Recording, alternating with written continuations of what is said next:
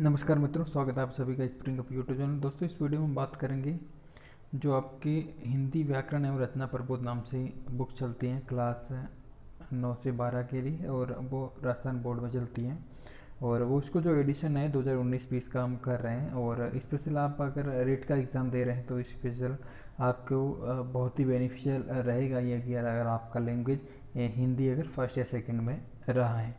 अगर आप सीटेट और एसआई एग्ज़ाम की तैयारी करें तो उसके लिए भी आपका, और अगर कोई भी स्टेट दूसरा स्टेट से अगर आप स्टेट का एग्ज़ाम दे रहे हैं तो भी आपके लिए हिंदी व्याकरण से संबंधित प्रश्न पूछे जाते हैं। तो उसके लिए ये बुक्स आपकी काफ़ी बेनिफिट रहेगी। अगर आप हिंदी अगर स्टार्टिंग से यानी कि आप हिंदी का बेस क्लियर नहीं, तो ये बुक्स आपके लिए 100% रामबाण रहेगी। तो देखते हैं इसके जो काफ़ी सारे चैप्टर हैं, तो उसको जो आपके सिलेबस में पढ़ता है उसके अकॉर्डिंग आप चूज कर सकते हैं। और इसका हम प्ले लिस्ट में डाल देंगे, यानी कि जो भी चैप्टर वाइज हैं उसकी, यानी कि संधि हो गया, समास हो गया इत्यादि नाम से हम चैप्टर वाइज एक एक वीडियो अपलोड करके कंटिन्यू जो भी चैप्टर वाइज है उसका पूरे सीरीज़ का हम वीडियो डाल देंगे। जो आपको सिलेबस में पढ़ता है वो वीडियो आप उसमें से उठा के देख सकते हैं। और ये वीडियो आपको अच्छा लगता है और इससे आपको कुछ भी थोड़ा सा भी बेनिफिट अगर होता है तो अपने दोस्तों के साथ शेयर कीजिए और चैनल को सब्सक्राइब जरूर कीजिए। तो देखते हैं इसका जो चैप्टर फर्स्ट है, यानी कि चैप्टर को डिस्कस करेंगे और चैप्टर फर्स्ट के बारे में बात करेंगे।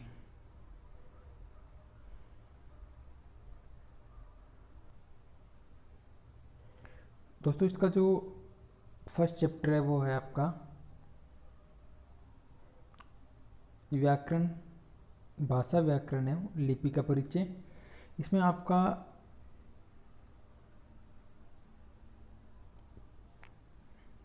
ये देखते हैं,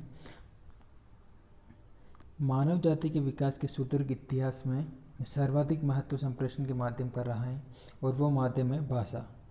यानी कि आपका जो भी मानव जाति का विकास हुआ है उसमें जो भी अगर हम कम्युनिकेशन करते हैं तो उसका जो बेस होता है यानी मीडियम होता है वो भाषा ही है। यानी कि एक मनुष्य से दूसरे मनुष्य के बीच में हम कोई भी वार्तालाप करेंगे तो कम्युनिकेशन यानी कि भावों को समझने के लिए जिस भी माध्यम का आवश्यकता होती है उसे हम भाषा कहा जाता है। मनुष्य समाज की इकाई होता है और मनुष्य से ही समाज बनता है। समाज की इकाई होने के कारण परस्पर विचार, भावना, संदेश, सूचना आदि की अभिव्यक्ति करने के लिए मनुष्य भाषा का ही प्रयोग करता है। ये भाषा चाहे संकेत भाषा हो या अव्यवस्थित ध्वनियाँ, शब्दों, वाक्यों में प्रयुक्त कोई मानक भाषा हो। भाषा के विकास के माध्यम से ही हम अपनी भाव एवं विचार दूसरे माध्यम तक पहुंचाते हैं तथा दूसरे व्यक्ति के भाव में विचार जान पाते हैं। भाषा ही वह साधन है जिससे हम अपना इतिहास, संस्कृति, संचित ज्ञान विज्ञान, अपनी महान परंपराओं को जान पाते हैं।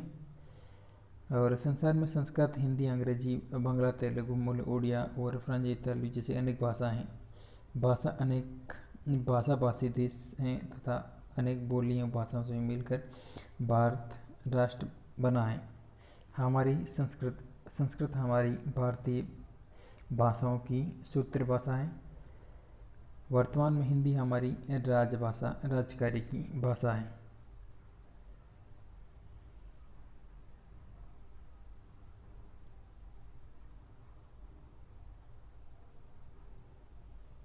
भाषा के दो प्रकार होते हैं, पहला मौखिक और दूसरा लिखित। मौखिक भाषा आपस में बातचीत के द्वारा, भाषणों के उद्बोधन के द्वारा प्रयोग में लाई जाती है।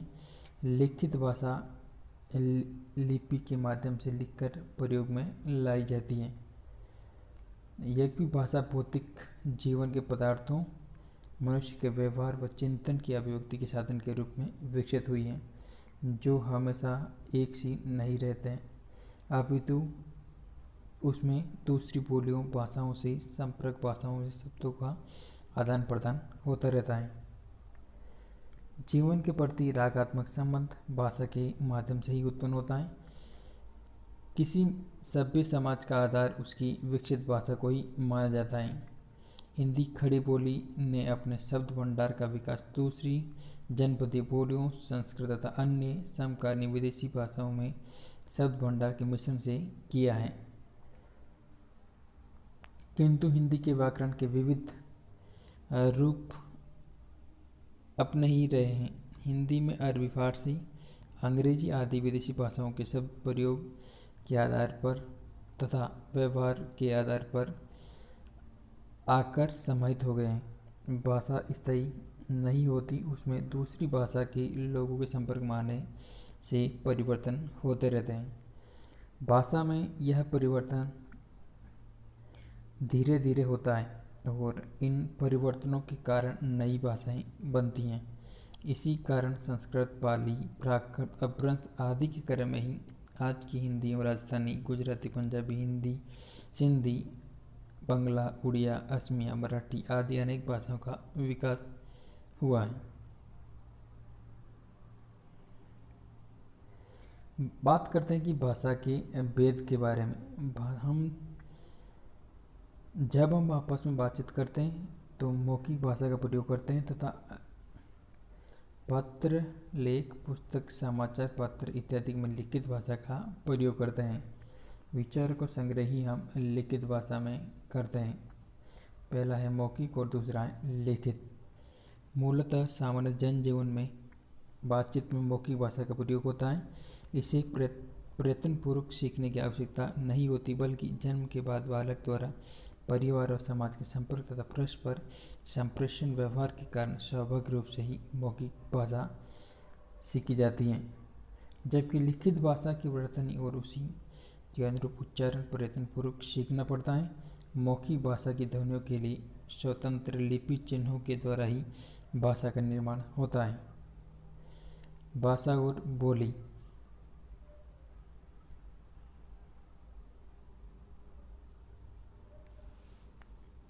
एक सीमित क्षेत्र में बोले जाने वाली भाषा को स्थानीय रूप में बोली कहा जाता है और जिसे उपभाषा भी कहते हैं। कहा गया कि कोस कोस पर पानी बदले 5 कोस पर वाणी, हर 5-7 मील पर बोली में बदलाव होता है। भाषा का सीमित, अविकसित तथा आम बोलचाल वाला रूप बोली कहलाता है, जिसमें साहित्य की रचना नहीं होता है, जिसका व्याकरण नहीं होता है, शब्दकोश भी नहीं होता है। जबकि भाषा विस्तृत क्षेत्र में बोली जाती है, इसका व्याकरण और शब्दकोश होता है तथा उसमें साहित्य लिखा जाता है। किसी बोली का संरक्षण तथा अन्य कारणों से यदि क्षेत्र विस्तृत होने लगता है तो उसमें साहित्य लिखा जाने लगता है और भाषा बनने लगती है, उसका व्याकरण निश्चित होने लगता है। यहाँ पर आप देख सकते हैं कि भाषा और बोली में किस प्रकार का फर्क है। तो हिंदी की बोलियाँ। हिंदी केवल खड़ी बोली मानक भाषा का ही रूप विकसित नहीं है, बल्कि जिसमें अन्य बोलियाँ भी समाहित हैं, जिनमें खड़ी बोली भी शामिल है। ये निम्न प्रकार की हैं। पूर्वी हिंदी, जिसमें अवधी, बाघेली और छत्तीसगढ़ी शामिल है। पश्चिमी हिंदी में खड़ी बोली ब्रज, बांगरू, हरियाणवी, बुंदेली व कन्नौजी शामिल है। और बिहारी की प्रमुख बोलियां मगही, मैथिली एवं भोजपुरी हैं। और राजस्थानी की मेवाड़ी, मारवाड़ी, मेवाती एवं हाड़ौती बोलियां शामिल हैं।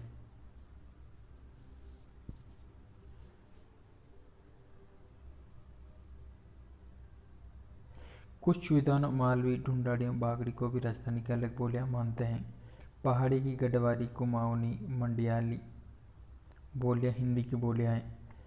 इन बोलियों के मेल से बनी हिंदी का संविधान सभा ने 14 सितंबर 1949 को भारत की राजभाषा स्वीकार किया।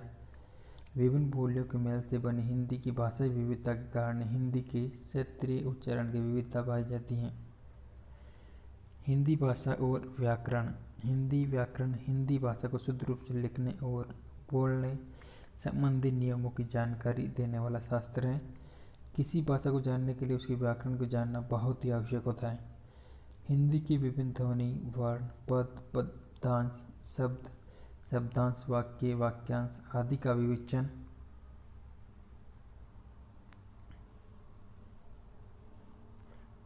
विवेचन तथा उसके विभिन्न घटकों प्रकार का वर्णन हिंदी व्याकरण में किया जाता है। हिंदी व्याकरण को मोटे तौर पर वर्ण विचार, शब्द विचार, वाक्य विचार तथा 3 वर्गों में विभाजित कर उसके विभिन्न अर्थों पर विचार किया जाता है। नागरी लिपि का परिचय एवं वर्तनी।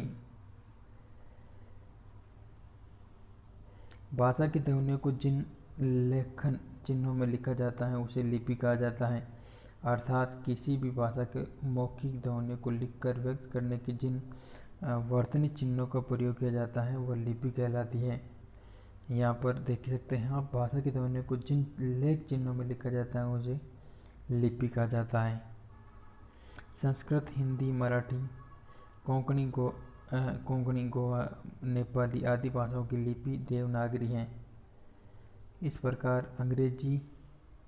अंग्रेजी की रोमन, पंजाबी की गुरुमुखी, उर्दू की लिपि फारसी है।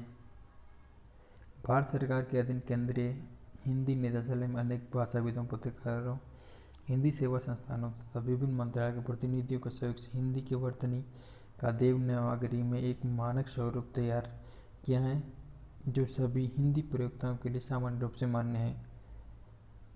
देवनागरी लिपि का निर्धारित मानक रूप यहाँ पर बताए गए हैं। देवनागरी लिपि हिंदी का जो मानक रूप है उसके बारे में हम बात करेंगे। बात करते हैं इसका हिंदी का जो देवनागरी रूप में आपका स्वर है वो आपका अ, आ, ई, उ, री, ए, आई, ओ, औ। और मात्राएं जिनकी हैं, आ की कोई मात्रा नहीं होती है, ये बात ध्यान रखनी होगी।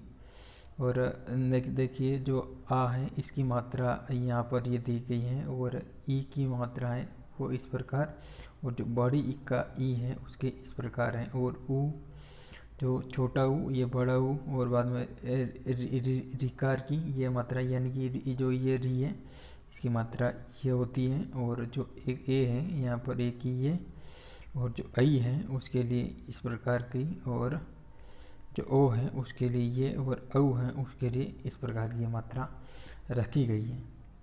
तो अनुस्वार के लिए आपकी इस प्रकार की मात्रा है। और जैसे अंश, अंदेशा, संपदा, हंस, इस प्रकार यहाँ एग्जाम्पल शो किया गया है, आप देख सकते हैं। जो अनुनासिक है उसके लिए चंद्र बिंदु का प्रयोग हम करते हैं, जैसे कि यहाँ पर देखिए हंसना में किया गया है। तो यहाँ पर जो चंद्र बिंदु होता है उसे हम अनुनासिक नाम से संबोधित करते हैं। यहाँ पर भी जो चंद्र बिंदु ऊपर यहाँ पर है उसके लिए भी हम उसको बोलते हैं अनुनासिक।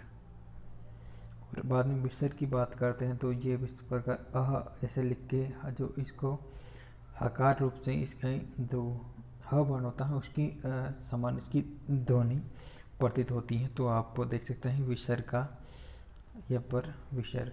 तो जैसे कि अधः पतन, दुख, मना स्थिति, इस प्रकार की जो ध्वनि होती है उसमें विसर्ग कहा जाता है। और इसका जो चिन्ह है यहाँ पर मेंशन किया गया है, इस प्रकार का ये जो चिन्ह होता है वो विसर्ग। और बात करते हैं व्यंजन के बारे में। ये व्यंजन कौन कौन से होते हैं हमारी देवनागरी हिंदी लिपि के अंतर्गत। तो आप देवनागरी लिपि में देखिए, आप जो व्यंजन होते हैं वो उसको आप ध्यान रखना होगा।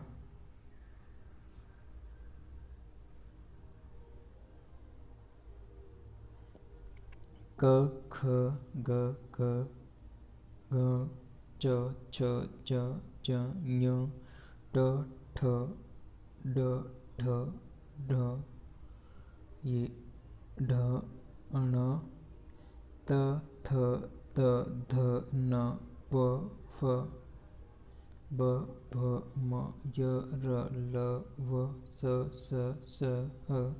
वो जो संयुक्त व्यंजन है यहाँ पर मेंशन किए गए हैं, तो आपको ध्यान रखो श, त्र, ज, स्त्र, जो एक संयुक्त वर्ण दिए गए हैं, 4 ये संयुक्त वर्ण है। और हल चिन्ह इस प्रकार का जो इसका चिन्ह होता है ये हल चिन्ह है।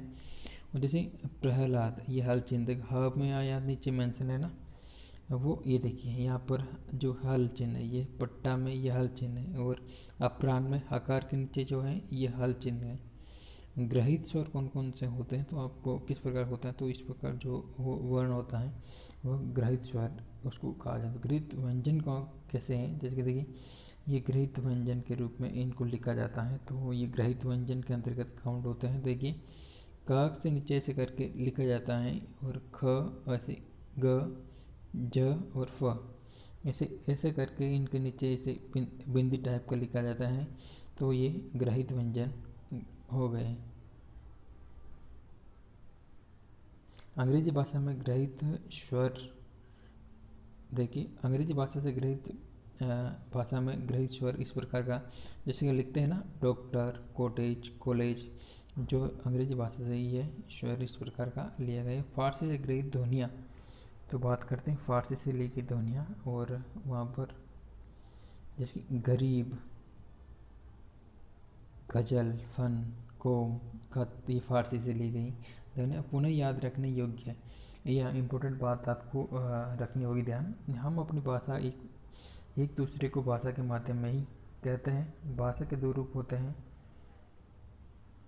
मौखिक और लिखित। मौखिक भाषा को लिखने के लिए जिन लेख चिन्हों का प्रयोग किया जाता है उसे लिपि कहते हैं। भाषा में सीमित क्षेत्र में बोले जाने वाले स्थानीय रूप को बोली या उपभाषा कहते हैं। हिंदी की 18 से 22 बोलियां 5 उपभाषाओं या विभाषाओं में विभाजित की गई हैं। पश्चिमी हिंदी, पूर्वी हिंदी, राजस्थानी, बिहारी और पहाड़ी।